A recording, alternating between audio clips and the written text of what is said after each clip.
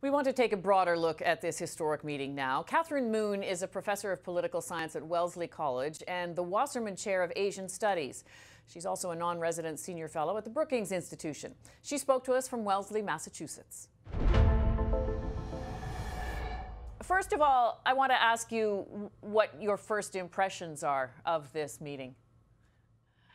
Simply, wow. I watched this late last night, and I actually watched several renditions of this. And I think the most really interesting one and realistic one was clips of the quiet, no voiceovers, no talking heads, no commentary, just watching this thing slowly unfold, watching every step as the two leaders move toward one another. It was quite a moment. And for me, I think regardless of what happens in the future in terms of policies, this is the day that will go down in history for the Koreas and for much of the world. Do you know, they obviously both had a sense of the political theater that they were taking part in. But beyond that, why do you think this is happening now?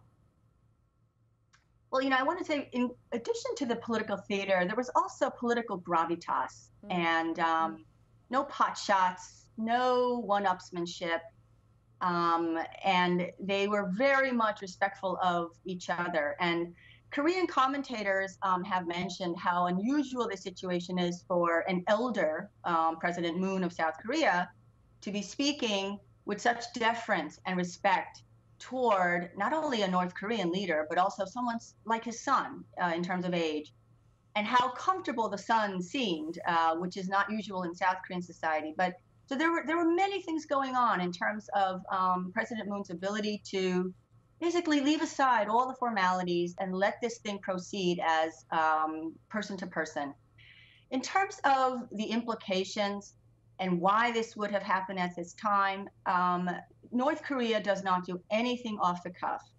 So it is my clear belief that they have been planning, the regime has been planning probably for some time, probably a year, 2 years, who knows.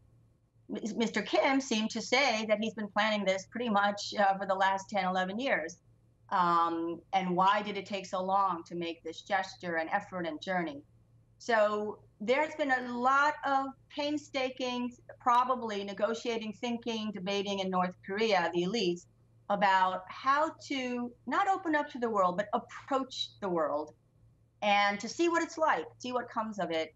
And I think that the Friday summit showed how serious both sides took these preparatory steps towards some kind of a better relationship. At the same time, you can't help but notice the contrast between what we saw today and the kind of almost, the threatening language and obviously, the threatening missiles that have been launched from North Korea. How do you explain the two? Well, one way to explain it is that nuclear development, militarized nuclear development and power has been part and parcel of the DPRK's historical political mission since, hold on to your seat, since the Korean War. Starting in 1952, Kim Il-sung, the grandfather, was interested in nuclear energy, so non-militarized. In the 1960s, he asked Mao, Chairman Mao of China, for help on militarized technology of nuclear energy, and he was rejected. And then the Soviet Union actually set up the first nuclear reactor and sent technicians, training, etc. So nuclear ambition, both as civilian energy, as well civilian use energy, and as a military weapon, go decades back. And I think that's important to keep in mind. Kim Jong-un did not come up with this. Kim Jong-il, the father, did not come up with this. In terms of why now, I think for Kim Jong-un, he needed, in his own mind, to show himself as the head of a nuclear state to, quote, equalize the position he might be in dealing with the leaders of South Korea, the United States, whoever it might have been, as well as China. So there are security issues that were involved, genuine insecurity about U.S. threats, as well as a need to position the North Korean state and the leader as an equal internationally, and also to complete a historic mission. Given that kind of history, then, how credible is it when he has apparently signed on to an agreement that talks about the denuclearization of the Korean Peninsula? Well, that's the key question, how sincere, how earnest, how practical these promises or wishes, rather, aspirations will turn out to be. South Koreans have made the point that denuclearization never came out of Kim Jong-un's lips throughout the whole summit, but denuclearization is clearly stated in the joint document, the Panmunjom Agreement. And what is interesting about that agreement, even if Mr. Kim never uttered the word in public, is that he states, and he stated this clearly, that this time the two countries should not fail to carry out the denuclearization of the peninsula and the work toward peace, because the last efforts, multiple efforts at these kinds of denuclearization agreements, peace agreements, did fail. So I think that's important, that he noted he does not want failure. He wants something different from the past agreements that covered many of the similar issues, many of the issues that came out of the summit. What does this mean now for the expected meeting with Donald Trump? Well, my own view is we should let the Koreans bask in their sunlight, in their achievements for now.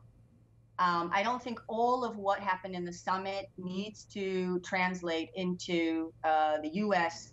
talks with North Korea, partly because the two Koreas are the most important actors in this game or dance of potential reconciliation and peace. And they have things they need to work out separate from the United States. As far as Trump's possible upcoming talks, it's really hard to say what it would mean, because Mr. Trump was backpedaling right the day before the Korean summit was supposed to happen, saying, well, the meeting with Kim Jong-un might happen, it may not, I may walk out. He was still doing this kind of a very undiplomatic, rhetorical, game. And then right after he said, he called Mr. Kim an honorable man, an open man. So it's very hard to know not what U.S. policy directions will be regarding a summit, but whether Mr. Trump can stay consistent or be held to stay consistent and commit to not only a summit, but also a constructive summit and follow-up. The main difference between the U.S. and the U.S. and the two Koreas right now is that the two Koreas agreed to denuclearization step by step, gradual.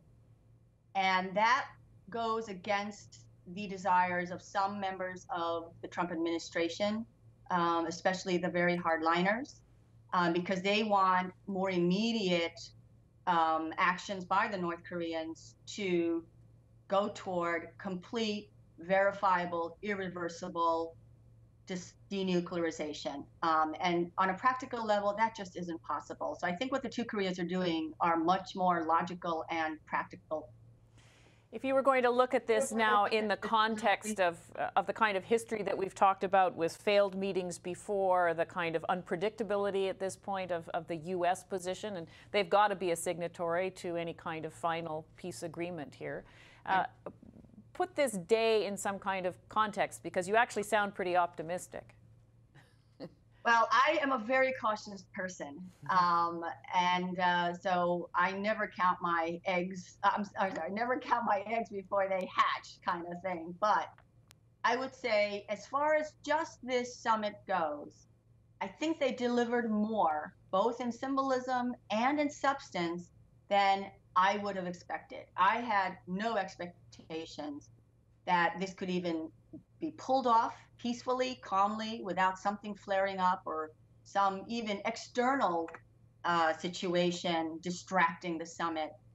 But in many ways, both Kim and Moon carry themselves with gravitas, a seriousness of purpose, also showed mutual give and take, both on the camera and off, and they were intent on sharing common symbols of a past unified Korea. I am not for rapid unification. I think that would be very, very destabilizing and dangerous. But on a substantive level, from an inter-Korean perspective, this was very positive. As far as denuclearization goes, as far as North Korea's desire to reform economically, we don't know. And I would like to see what comes after. How North Korea, the media there, the state media, presents this trip, what kind of meetings, photo shots are emphasized and not. Right now, the North Korean people are pretty much in the dark about what has been happening. So it has been a one-sided, a South Korean, gala event, but not at all in North Korea. So we have to watch what is said, what is not said, actions taken, not taken within North Korea. Thank you so much for your perspective on this. I appreciate it. Thank you.